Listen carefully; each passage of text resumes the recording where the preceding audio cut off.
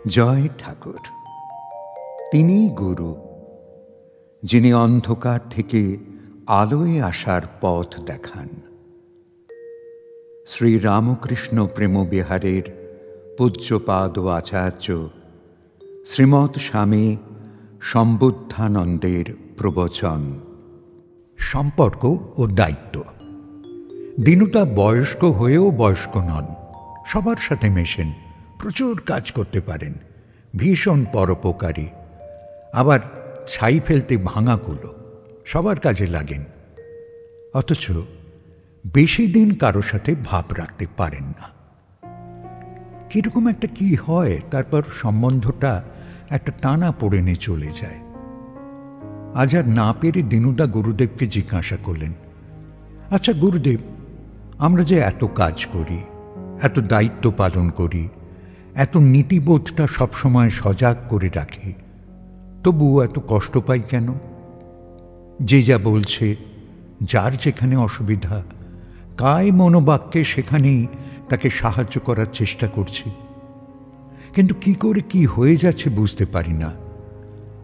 আমি আপ্রাণ চেষ্টা করি যেন এমন কঠিন পরিস্থিতি না আসে যাতে সম্পর্কটা ভেঙে যায়, তবুও কেমন কেমন করে এসে যায়।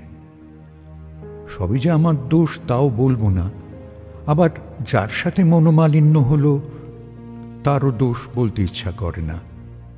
প্রথমে হয়তো মনে হলো তারই দোষ, কিন্তু কিছুদিন বাদেই ঘুরে ফিরে বারবার মনে হতে থাকে, কেন বেশি প্রতিক্রিয়া করলাম?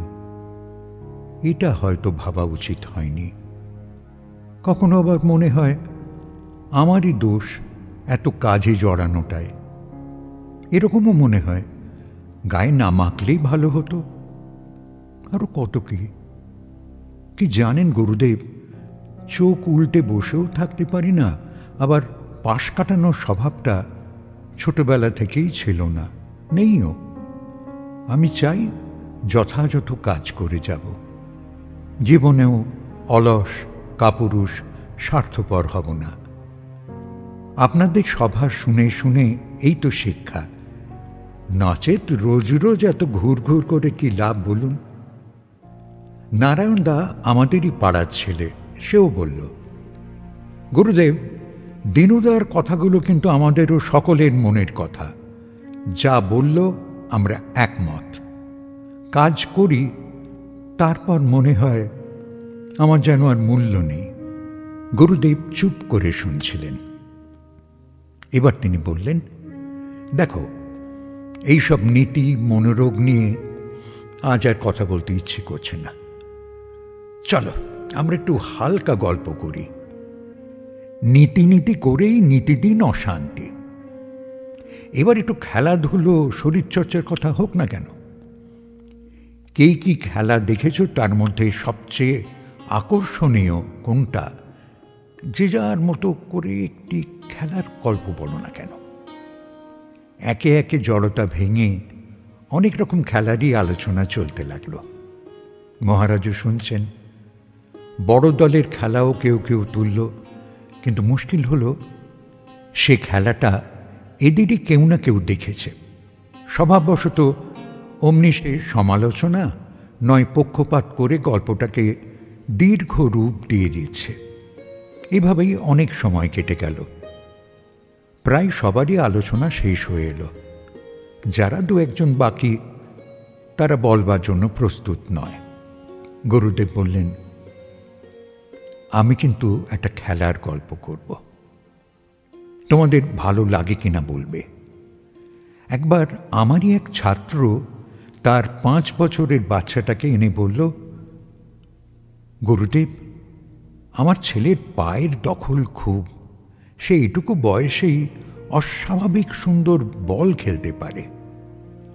শরীরের ভাঁজ দেওয়ার আর দৌড়ানোর ক্ষমতা এত বেশি যে আমরা দেখে অবাক বনে যাই। আমার এক বন্ধু খুব ভালো ফুটবল কোচ, ওকে ডেকেছিলাম। ও দেখে এখন থেকেই তালিম দিতে বলেছে।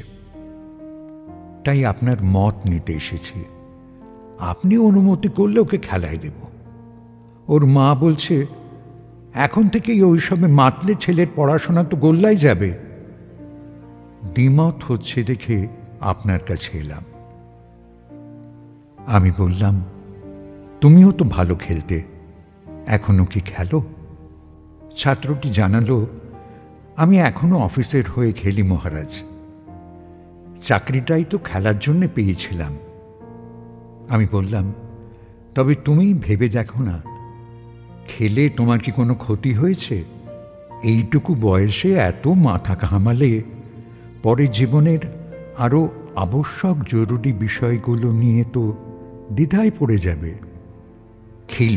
খেলুক, বাধা দিও না। এই ছোট্ট ছেলে, এখনই এটা নয় ওটা নয় করো না তো। ছাত্রটি বলল, তা নয় মহারাজ, খেলছে খেলুক, স্পেশাল অ্যাটেনশন দেব কিনা তাই জিজ্ঞাসা করছি।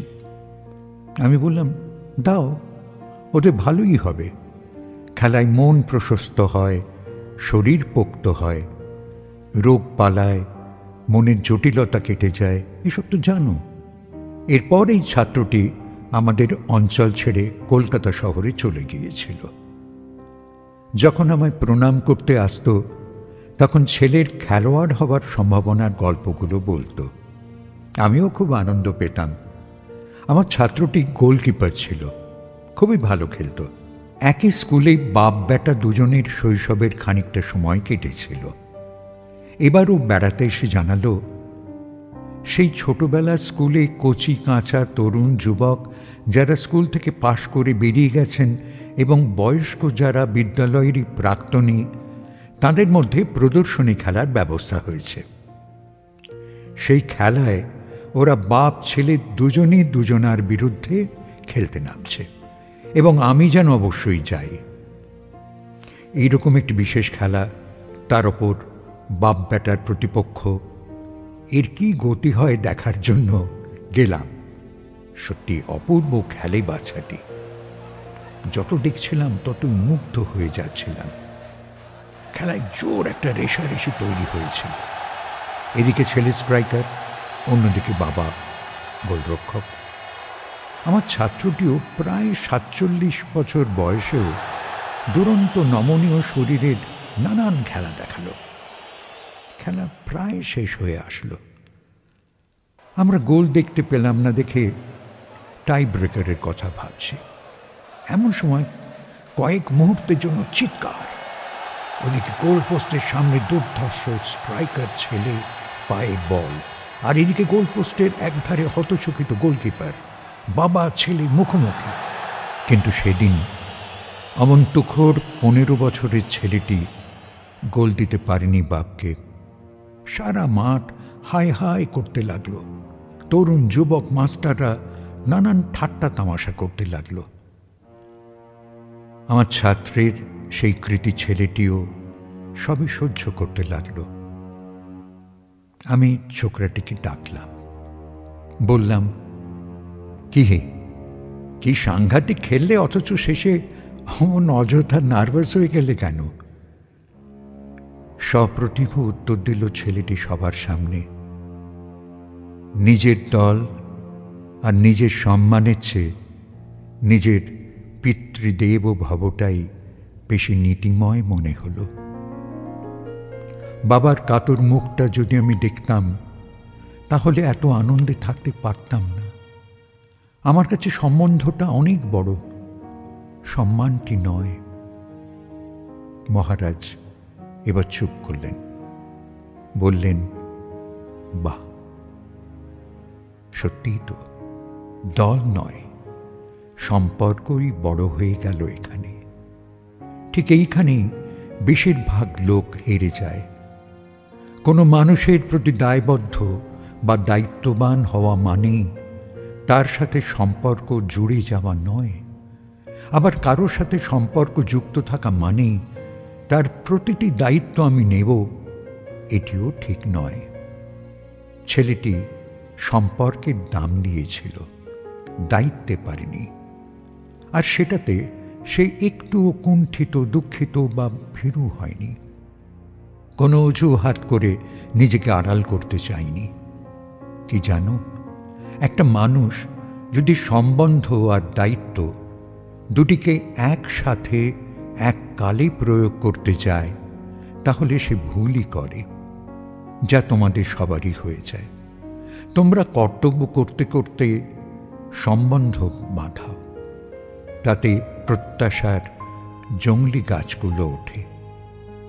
আর তোমাদের অতি নানা কষ্ট, দুঃখ, আঘাত, অপমান, সম্পর্কের হানি এসব এসে দাঁড়ায়। তোমাদের কষ্ট হয়। আসলে শর্তটা তো এমন নয়। রেসপন্সিবিলিটি আর রিলেশন একসাথে হলেই গোলমাল হওয়ার চান্স। প্রথম প্রথম যখন আমরা কারোর প্রতি কর্তব্য, দায়িত্ব প্রভৃতি পালন করি, তখন তেমন গোলযোগ না থাকলেও ধীরে ধীরে সাহায্যের হাত ধরে সম্পর্ক তৈরি হয়ে যায়। সব কাজটাই তখন হয় স্বার্থপরের মতো, নয় প্রত্যাশাপূর্ণ, কোথাও নির্ভরতাপূর্ণ ইত্যাদি নানান রূপ নিতে থাকে। এসব থেকেই সম্পর্কের নানান বিকার ও কর্মত্রুটি দেখা যায়। এসবের কারণেই আঘাত আর কষ্ট। আমরা এই গল্প থেকেই সূত্রপাতের প্রশ্নোত্তর পেয়ে গেলাম। মহারাজের গল্পের প্রাসঙ্গিকতা দেখে বিস্ময়ে ভাবাবিষ্ট হলাম। আহা, কি চমৎকার, কত সহজ, অথচ আমরা কত হাতটি বেড়াচ্ছিলাম। সত্যি তো, কারুর প্রতি দায়িত্ব পালন করতে গিয়ে তার কাছ থেকে ব্যবহারিক প্রত্যাশাটুকু তো থাকা উচিত নয়। কে কি দেবে সেই ভেবে তো আমরা দায়িত্ব পালন করি না। মহারাজ ঠিকই বলেছেন, গুপ্ত অহংকার থেকেই প্রত্যাশা জন্মায়, সম্পর্ক জন্মায়। ওতেই আমাদের অনেক যন্ত্রণার মুখোমুখি হতে হয়। হতাশা এসে যায় নিজের কর্তব্য আর দৃঢ়তার প্রতি। এরপর থেকে যেখানে যত কাজ করেছি, সবই করেছি ভালোবাসা আর কর্তব্যবোধ দিয়ে, কিন্তু কোথাও সম্পর্কের বাঁধনে নিজেকে বাঁধিনি। অপরকেও সামান্যতম বেঁধে দিয়ে যাওয়ার সুযোগ দেইনি। জীবনের আনাচে কানাচে যন্ত্রণা আর তার নিরাময় যুগপৎ অবস্থান করে গুছিয়ে নিতে যারা জানেন তারা বুদ্ধিমান, সাধারণ মানুষের চেয়ে অনেক আলাদা। আবার তারা আমাদের মনের ডাক্তারও।